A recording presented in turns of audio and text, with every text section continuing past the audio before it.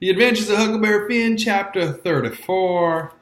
We stopped talking and got to thinking. By and by, Tom says, "Looky here, Huck. What fools we are to not think of it before. I bet I know where Jim is."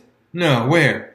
"In that hut down by the ash hopper. Why, looky here. When we was at dinner, didn't you see a nigger man go in there with some victuals?" "Yes."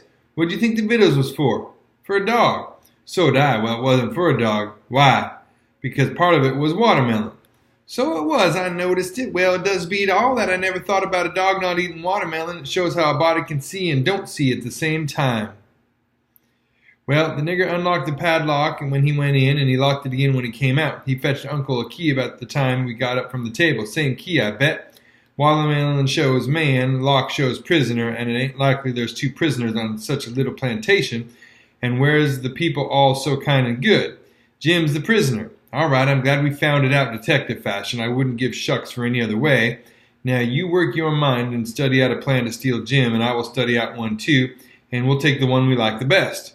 What a head for just a boy to have. If I had Tom Sawyer's head, I wouldn't trade it off to be a duke, nor mate of a steamboat, nor clown in a circus, nor nothing I can think of. I went to thinking out a plan, but only just to be doing something. I knowed very well where the plan was going to come from. Pretty soon Tom says, "Ready?" "Yes," I says. "All right, bring it out." "My plan is this," I says. "We can easy find out if Jim's in there. Then get up my canoe tomorrow night and fetch my raft over from the island. Then the first dark night that comes, steal the key out of the old man's breeches after he goes to bed and shove off down the river on the raft with Jim, hiding daytimes and running nights the way me and Jim used to do before. Wouldn't that plan work?" "Work? Why, certainly it would work like rats a fighting, but it's too blamed simple. There ain't nothing to it. What's the good of a plan that ain't no more trouble than that? It's as good, mild as goose milk. Why, Huck, it wouldn't make no more talk than breaking into a soap factory." I never said nothing because I weren't expecting nothing different, but I knowed mighty well that whenever he got his plan ready, it wouldn't have none of them objections to it, and it didn't. He told me what it was, and I see in a minute it was worth 15 of mine for style, and would make Jim just as free a man as mine would, and maybe get us all killed besides. So I was satisfied and said we would waltz in on it. I needn't tell what it was here, because I knowed it wouldn't stay the way it was. I knowed he would be changing it around every which way as we went along, and heaving in new bulliness wherever he got a chance. And that is what he done. Well, one thing was dead sure, and that was that Tom Sawyer was in earnest and was actually going to help steal that nigger out of slavery. That was a thing that was too many for me. Here was a boy that was respectable and well brung up and had a character to lose, and folks at home that had characters, and he was bright and not leather-headed, and knowing and not ignorant, and not mean but kind, and yet here he was without any more pride or rightness or feeling than to stoop to this business and make himself ashamed and his family ashamed before everybody. I couldn't understand it no way at all. It was outrageous, and I knowed I ought to just up and tell him so, and so be his true friend and let him quit the thing right where he was and save himself. And I did start to tell him, but he shut me up and says, "Don't you reckon I know what I'm about? Don't I generally know what I'm about?" "Yes." "Didn't I say I was going to help steal a nigger?" "Yes." "Well, then." That's all he said, and that's all I said. It weren't no use to say any more, because when he'd said he'd do a thing, he always done it, but I couldn't make out how he was willing to go into this thing. So I just let it go and never bothered no more about it. If he was bound to have it so, I couldn't help it. When we got to the home, after the house was all dark and still, so we went on down to the hut by the ash hopper for to examine it. We went through the yard so as to see what the hounds would do. They noticed and didn't make no more noise than country dogs is always doing when anything comes by in the night. When we got to the cabin, we took a look at the front and the two sides, and on the side I weren't acquainted with, which was the north side, we found a square window hole up tolerable high with just one stout board nailed across it. I says, "Here's the ticket. This hole's big enough for Jim to get through if we wrench off the board." Tom says, "It's as simple as tit-tat-toe, 3 in a row, and as easy as playing hooky. I should hope we can find a way that's a little more complicated than that, Huck Finn." "Well then," I says, how it'll do to saw him out the way I'd done before I was murdered that time." "That's more like," he says. "It's real mysterious and troublesome and good," he says, "but I bet we can find a way that's twice as long. There ain't no hurry. Let's keep on looking around." Betwixt the hut and the fence on the backside was a lean-to that was joined the hut at the eaves, and was made out of plank. It was as long as the hut, but narrow, only about 6 foot wide. The door to it was at the south end and was padlocked. Tommy went to find the soap kettle and searched around and fetched back the iron thing they lift the lid with, and so he took it and prized out one of the staples. The chain fell down, and we opened the door and went in, and shut it and struck a match, and see the shed was only built against a cabin and had no connection with it, and there weren't no floor to the shed, nor nothing in it but some old rusty played-out hoes and spades and picks and a crippled plow. The match went out, and so did we, and shoved in the staple again, and the door was locked as good as ever. Tom was joyful. He says, "Now we're all right. We'll dig him out. It'll take about a week."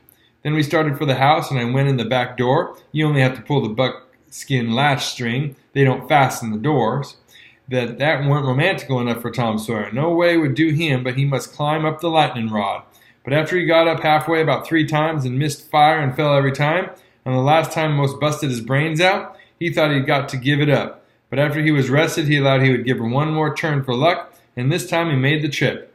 In the morning we was up at break of day and down to the nigger cabins to pet the dogs and make friends with the nigger that fed Jim, if it was Jim that was being fed. The niggers was just getting through breakfast and starting for the fields, and Jim's nigger was piling up a tin pan with bread and meat and things, and whilst the others was leaving, the key come from the house. This nigger had a good-natured, chuckle-headed face, and his wool was all tied up in little bunches with thread. This was to keep witches off.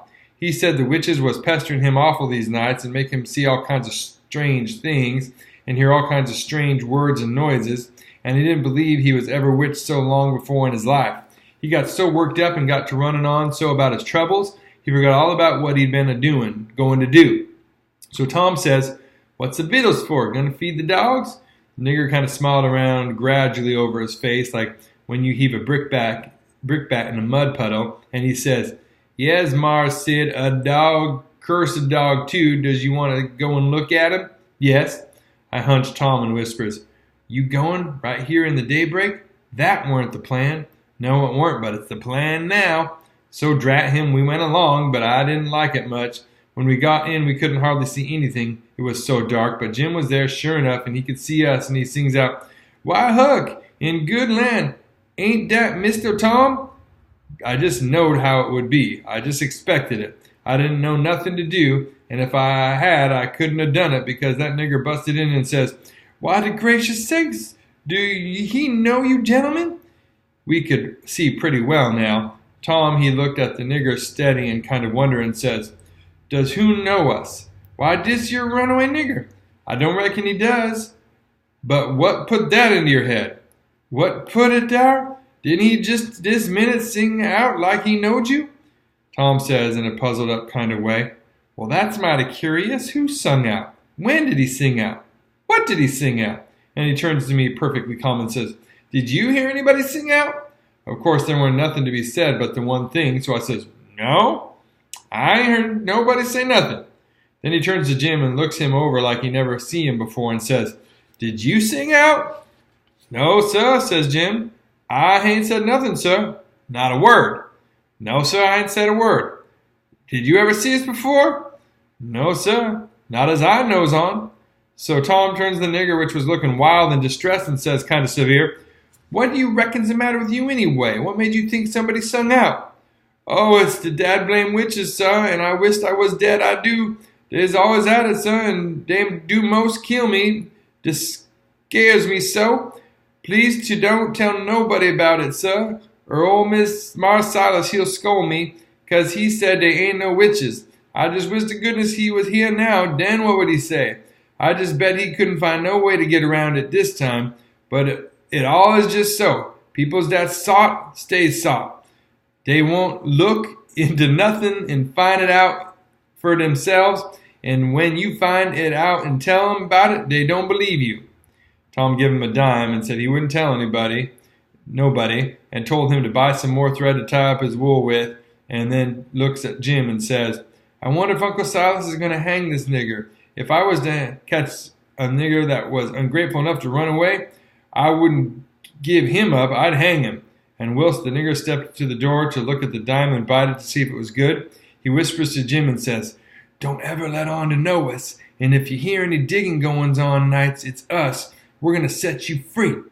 Jim only had time to grab us by the hand and squeeze it. Then the nigger come back when we said we'd come again sometime if the nigger wanted us to, and he said he would, more particular if it was dark, because the witches went for him mostly in the dark, and it was good to have folks around then.